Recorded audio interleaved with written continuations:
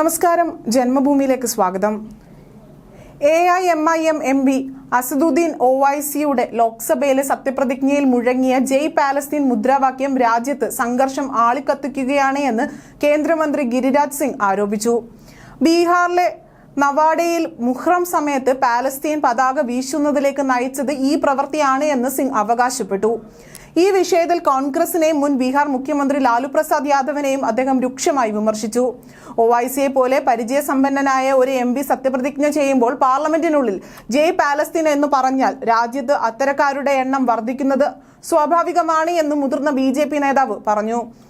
ബീഹാറിലെ നവാഡയിൽ മുഹറത്തിന് മുന്നോടിയായുള്ള ഘോഷയാത്രയ്ക്കിടെ പാലസ്തീൻ പതാക വീശിയതിന് 3 പേർ അറസ്റ്റിലായിരുന്നു. ഇത് സംബന്ധിച്ച വീഡിയോ സോഷ്യൽ മീഡിയയിൽ വൈറലായതിനെ തുടർന്നാണ് നടപടിയും എടുത്തത്. നവാഡയിൽ മുഹറം സമയത്ത് പാലസ്തീൻ പതാക വീശുന്നതിനെതിരെ കർശന നടപടിയെടുക്കാൻ തുടങ്ങിയ ബീഹാർ സർക്കാരിനെ ഈ വിഷയത്തിൽ ഞാൻ അഭിനന്ദിക്കുന്നു. എന്നാൽ എന്തുകൊണ്ടാണ് കോൺഗ്രസും ലാലു പ്രസാദ് യാദവും ഇതിനെക്കുറിച്ച് സംസാരിക്കാത്തത്? കാരണം അവർ ന്യൂനപക്ഷ മുസ്ലിങ്ങളുടെ വോട്ട് എടുത്തവരാണ്.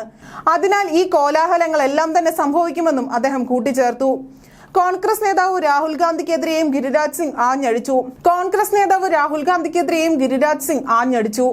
കോൺഗ്രസിന്റെ രാഹുൽ ഗാന്ധി മുസ്ലിങ്ങളെ പരസ്യമായി പ്രതിരോധിക്കുമ്പോൾ ഈ ദിവസങ്ങളിൽ രാജ്യം വിഭജിക്കപ്പെടും. മുഹറം ദിനത്തിൽ മുഹമ്മദ് സാഹിബ് സിന്ദാബാദ് മുദ്രാവാക്യം വിളിക്കേണ്ടി വന്നാൽ അത് രാജ്യത്തിന്റെ ദൗർഭാഗ്യമാണ്. ഇതാണ് മൗലികവാദം. രാഹുൽ ഗാന്ധി ഹിന്ദുക്കളെ മൗലികവാദികൾ എന്ന് വിളിക്കും. എന്നാൽ രാഹുൽ ഗാന്ധി അമേഠിയെക്കുറിച്ച് ഒന്നും പറയില്ല. തുക്കടെ സംഘടനയോട് ഈ രാജ്യം ഒരിക്കലും പൊറുക്കില്ല.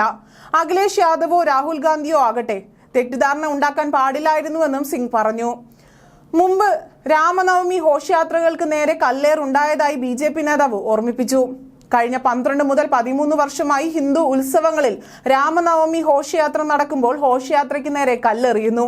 പാർലമെന്റിൽ ഒരു MP ജയ് പാലസ്തീൻ പറയുമ്പോൾ ഇത്തരം സംഭവങ്ങൾ വർദ്ധിക്കും. കർശന നടപടി സ്വീകരിക്കണമെന്നും ഒവൈസിക്കെതിരെയും നടപടിയെടുക്കണമെന്നും അദ്ദേഹം കൂട്ടിച്ചേർത്തു.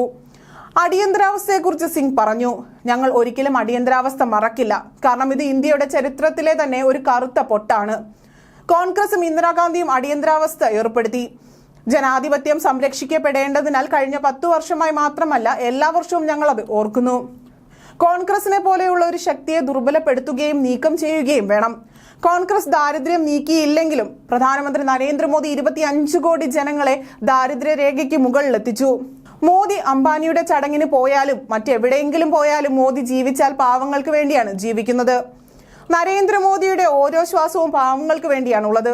അദ്ദേഹം ദാരിദ്ര്യം അനുഭവിക്കുകയും ദരിദ്രർക്ക് വേണ്ടി ജീവിക്കുകയും ചെയ്തിട്ടുണ്ട് എന്നും മന്ത്രി പറഞ്ഞു.